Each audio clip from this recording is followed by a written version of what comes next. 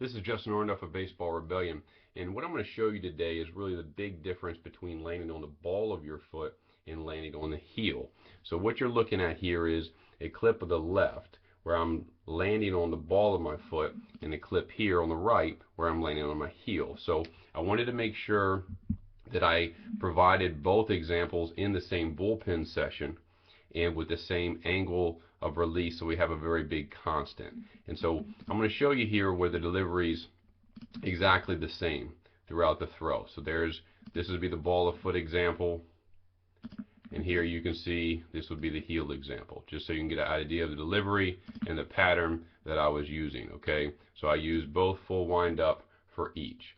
So what we're going to do here is we're going to go to the point to where the body starts to make contact with the ground.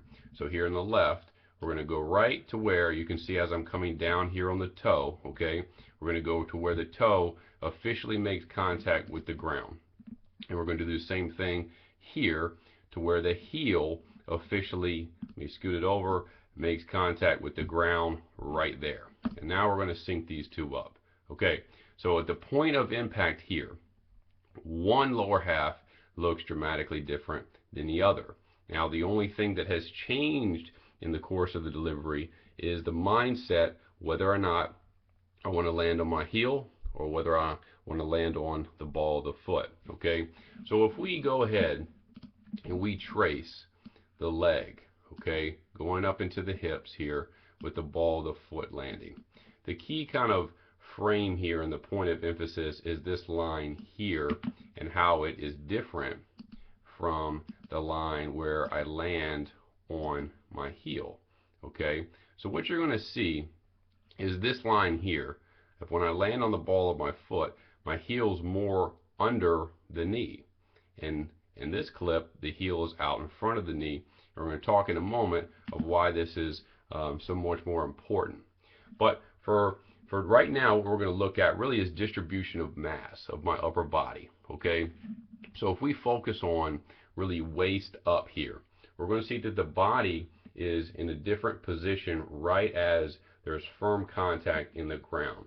And what you can see here is if you look at from the neck, if I kind of just trace a line here down to the base of the spine, and I do the same thing over here, what you're going to see is just from one view to the other, there's just going to be less curvature in the spine. So over here, and where the heel hits, there's more of my center of my mass is going to be back, and my head position is going to be more located behind my rear hip. Okay, and here my head position starts to get, and we'll stay constant with the ear, it starts to get a little bit closer. Okay, so what happens is if I'm going to rotate my upper body, I want to try to rotate as much mass as I possibly can because I'm trying to delay the upper torso from leaking and rotating forward. I want to make sure I have a firm contact in the ground. So now what we're going to do is we're going to go one more frame to where on the left here the heel hits, and on the right my toe hits. Okay, so this is one more frame into the throw. And what you're going to see in this frame is on the left here, the shoulders are starting to open up. Okay, so because my weight has essentially become a little bit more forward, okay, the shoulders have to open up, and my arm is going to start getting accelerated to the zone more outside of my body. Okay, and I have less time for it to develop in the back end. Okay, so as we go one more frame, what you're going to see, this is kind of really the key frame. If you look here at the shoulders, they're a little bit more open. And here, if you look at the forearm, you can see that it's already kind of starting to go into external rotation.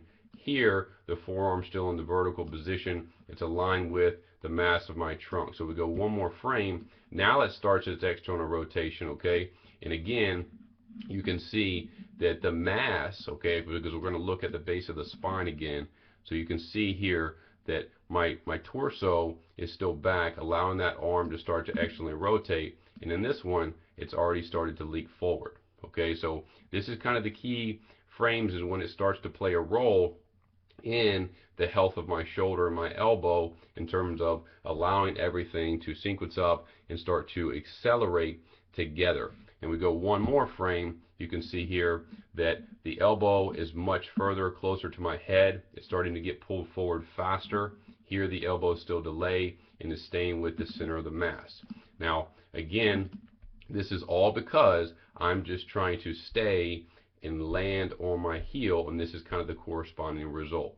So as we go in here to ball release, what you're going to see is really the key frame here of the foot became disconnected to where here my hips can stay stable and I'm still staying connected to the ground. And if I'm staying connected to the ground, it's going to continue to allow my whole upper torso to continue to keep the energy and rotate into my body. Okay, so if we back up here again briefly and we go to this frame here, all right, the reason that this angle here of the front leg is so valuable, and I mentioned this earlier in the article, is because the heel's out in front of the knee, when the contact makes with the ground, the muscles more within the glutes, okay, and the hips can activate and allow my whole upper torso to continue to do this movement of rotation. And what you're going to see here, because the heel's under the knee, okay, there's more activation directly into the quad, to the shin, and to the calf, and this front leg is just going to straighten quicker. Okay, see how it's fully lengthened? I still have flex here because the knee is going to have to kind of come back in because of the force, and it has to contract. Okay, so the body has to release this energy sooner instead of over here. It can continue to delay. All right, so we're going to progress forward here, and I'm going to show you a couple other examples really quickly of, here's one student that was taught to land on the ball of his foot when he first came in for his evaluation. So you can see here he's going to the ball of his foot, here he's into the ground, and as we progress here he is months later, and he's starting to get to the heel. All right, now in this case, this can be valuable because we're trying to get the arm up earlier. So as he goes firmly into the ground here, his arm is up. It's one frame late, and he's already starting to leak forward. Okay, here, and again, his whole mass can move together into the throw. Okay, here he's just going to push forward as much. Okay, so if we go one more frame, here's an independent ball player who was also forced to land on the ball of his foot.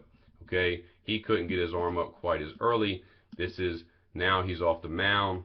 He's trying to get his heel out in front of him. And you see here his arm's fully up as he rotates.